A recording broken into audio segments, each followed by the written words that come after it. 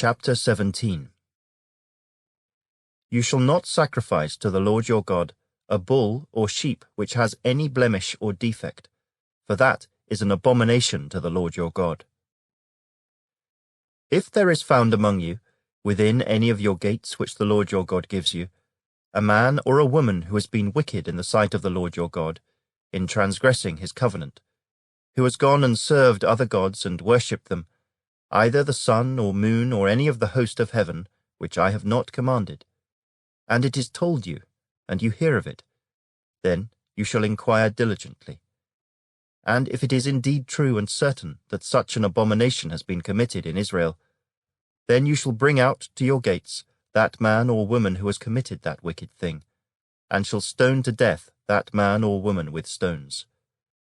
Whoever is deserving of death shall be put to death on the testimony of 2 or 3 witnesses. He shall not be put to death on the testimony of 1 witness. The hands of the witnesses shall be the first against him to put him to death, and afterward the hands of all the people. So you shall put away the evil from among you.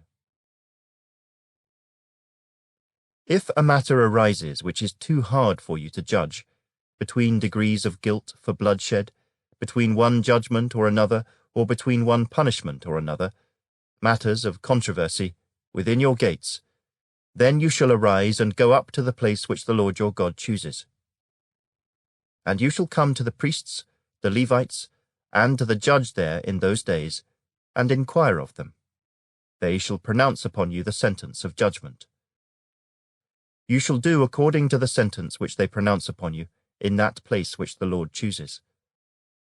And you shall be careful to do according to all that they order you.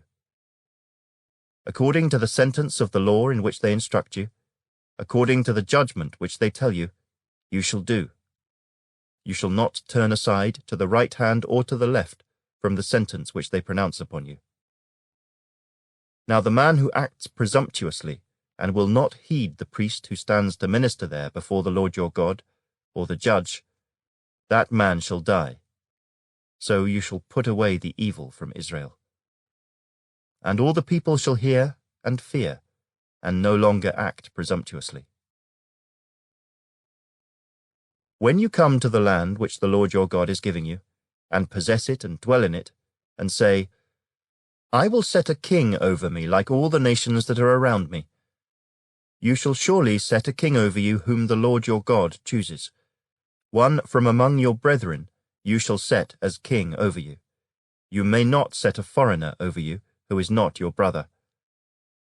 But he shall not multiply horses for himself, nor cause the people to return to Egypt to multiply horses. For the Lord has said to you, you shall not return that way again. Neither shall he multiply wives for himself, lest his heart turn away. Nor shall he greatly multiply silver and gold for himself. Also it shall be, when he sits on the throne of his kingdom, that he shall write for himself a copy of this law in a book, from the one before the priests, the Levites.